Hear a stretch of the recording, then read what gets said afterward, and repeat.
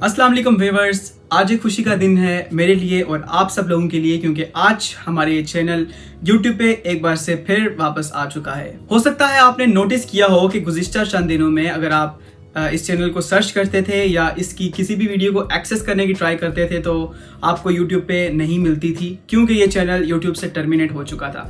इसके पीछे की क्या वजह थी और मैंने ये चैनल वापस कैसे लिया, आज की इस वीडियो में इन तमाम बातों की तफसील जानेंगे। सो व्यूअर्स, इससे पहले मैं आपको थोड़ा सा बैकग्राउंड बता देता हूँ। ये चैनल जब मैंने स्टार्ट किया था तो तब मैं 9th क्लास में था और आज अल्हम्दुलिल्लाह मैं MBBS का स्टूडेंट हूँ चाइना में। MBBS स्टार्ट करने के बाद मेरे पास इतना टाइम नहीं होता था कि मैं स्टडीज़ और चैनल को साथ साथ मैनेज करूं, तो इस वजह से मैंने चैनल को साइड पे रख दिया और अपनी स्टडीज़ को कैरी आउट कर लिया। और उन दिनों में गालिबन इस चैनल के सब्सक्राइबर्स 1,10,000 के नज़दीक होंगे। इसी दौरान मेरे छोटे भाई ने बिलाल ने, जो कि पाकिस्तान में है, उसने कहा कि मैं आपका ये चैनल कैरी आउट कर सकता हूँ और वीडियोस बना सकता हूँ। तो मैंने कहा ओके, आप बना लो, कोई मसला नहीं। तो उस टाइम के बाद से बिलाल इसके ऊपर वीडियोस डाल रहा था और स्लोली मैंने चेक एंड बैलेंस रखना भी छोड़ दिया। मैंने नहीं देखा कि कैसी वीडियोस बन रही हैं। तो एक माह पहले अचानक मुझे यूट्यूब की तरफ से एक ईमेल आता है और गलती से मेरी उस ईमेल के ऊपर नज़र पड़ गई और ईमेल था कि आपके चैनल के ऊपर दूसरी कॉपीराइट स्ट्राइक आ चुकी है। मैं काफ़ी ज़्यादा परेशान था क्योंकि 3 स्ट्राइक्स के बाद तो आपका चैनल ही यूट्यूब से डिलीट कर दिया जाता है और ये सिचुएशन काफ़ी ज़्यादा अलार्मिंग थी। तो मैंने यूट्यूब स्टूडियो ओपन किया और देखा कि 2 स्ट्राइक्स तो ऑलरेडी आ चुकी हैं और स्ट्राइक्स आई भी जो हैं वो कुर्रस उस्मान की वीडियोज़ पर आई हैं।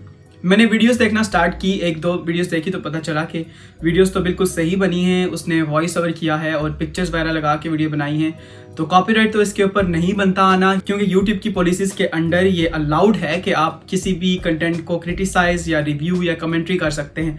तो ये स्ट्राइक क्यों आई? तो हर क्रिएटर के पास काउंटर नोटिफिकेशन का राइट होता है कि अगर आपको ऐसा लगता है कि आपकी जो वीडियो पे कॉपीराइट स्ट्राइक मिली है वो फेक है या वो नहीं आनी चाहिए थी या वो किसी एरर का रिजल्ट है, तो आप काउंटर नोटिफिकेशन भेज सकते हैं। तो मैंने काउंटर नोटिफिकेशन फिल करके भेज दिया और दूसरे दिन वो रिजेक्ट हो गया।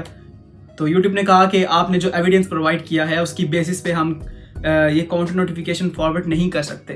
तो इतने में मुझे एक नया ईमेल मिलता है YouTube की तरफ से, जिसके अंदर बताया जाता है कि भाई आपके चैनल के ऊपर तीसरी स्ट्राइक भी आ चुकी है। तो नाजरीन, ये मौका काफ़ी ज़्यादा डिफिकल्ट था, क्योंकि अब मुझे YouTube की तरफ से नोटिफिकेशन मिल गया था कि 7 दिन के बाद आपका चैनल डिलीट कर दिया जाएगा। उन 7 दिन के अंदर मेरे पास 2 ऑप्शंस थे स्ट्राइक्स हटवाने के, या तो मैं काउंटर नोटिफिकेशन करूं और या फिर मैं क्लेमेंट के साथ रब्ता करूं जिन्होंने ये स्ट्राइक भेजी है, ताकि वो स्ट्राइक रिमूव करे और मेरा चैनल वापस आ सके। तो सबसे पहले मैंने अपना जो कानूनी हक बनता था काउंटर नोटिफिकेशन का, उसको ट्राई किया। मैंने तीनों वीडियोस को बार काउंटर नोटिफिकेशन किया और सारे काउंटर नोटिफिकेशन रिजेक्ट हो गए। और हालांकि पहली 2 वीडियोस के काउंटर नोटिफिकेशन का जो राइट था वो भी खत्म हो गया। अब मैं दोबारा काउंटर नोटिफिकेशन भी नहीं कर सकता था उन पे, तो काफ़ी ज़्यादा मैं परेशान था। इसके बाद मैंने सोचा कि मैं दूसरा रास्ता यूज़ करता हूँ, मैं क्लेमेंट के साथ रब्ता करता हूँ, ATV तुर्की के साथ। इसके बाद उनके साथ निगोशिएशन करके शायद मैं स्ट्राइक से मूव करवा सकूं। तो मैंने इंटरनेट के ऊपर सारे उनके जो वर्कर्स हैं, उनकी टीम है ATV की, उनके फ़ोन नंबर्स, उनकी ईमेल्स के ऊपर काफ़ी ज़्यादा ट्राई किया, मगर कोई रिस्पांस मुझे वहाँ से नहीं मिला। सिर्फ एक फीमेल से मेरी बात हुई तो उन्होंने कहा कि I don't speak English, you can talk in Turkish. So Turkish मुझे आती नहीं थी, तो ये मौका भी मेरे हाथ से जा रहा था और 6 दिन गुजर चुके थे और लास्ट दिन था चैनल डिलीट होने का। एक जो मेरे पास छोटी सी चीज थी वो ये थी कि मेरे पास एक काउंटर नोटिफिकेशन का राइट अभी भी था, मतलब कि मैं एक काउंटर नोटिफिकेशन अभी भी भेज सकता था। तो मैंने ये सोचा कि अब मुझे तुर्की खुद ही जाना पड़े। तो यहाँ पर मेरे साथ एक क्लास फेलो हैं, उन्होंने मुझे आइडिया दिया कि उनके कुछ रिश्तेदार तुर्की में ऑलरेडी मौजूद हैं, तो वो ATV के ऑफिस में जाके मेरे लिए बात कर सकते हैं। तो फिर हमने ऐसा ही किया, उनको हमने ऑफिस में भेज दिया नेक्स्ट डे, और नेक्स्ट डे 7 दिन पूरे हो चुके थे और अनफॉर्चुनेटली हमारा चैनल डिलीट हो चुका था। अब हमारी नजरें सिर्फ उनके ऊपर थी, उन पेरेंट्स के ऊपर कि वो जा रहे हैं ऑफिस में, तो देखते हैं कि क्या बनता है।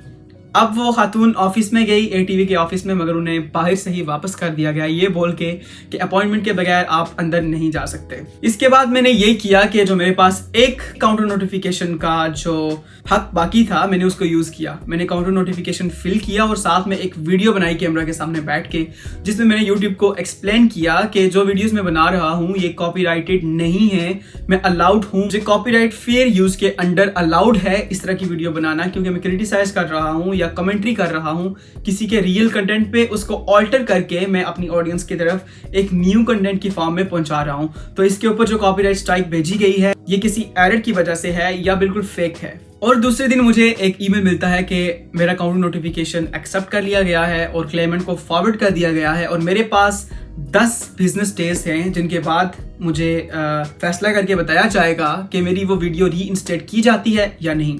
अगर वो वीडियो री इंस्टेट कर दी जाती है तो मेरा चैनल भी वापस आ जाएगा, क्योंकि एक स्ट्राइक खत्म हो जाएगी, 2 स्ट्राइक्स रह जाएंगी जिसकी वजह से चैनल वापस आ जाएगा। अब मैं इंतजार में बैठ गया कि कब 10 बिजनेस डेज गुजरे।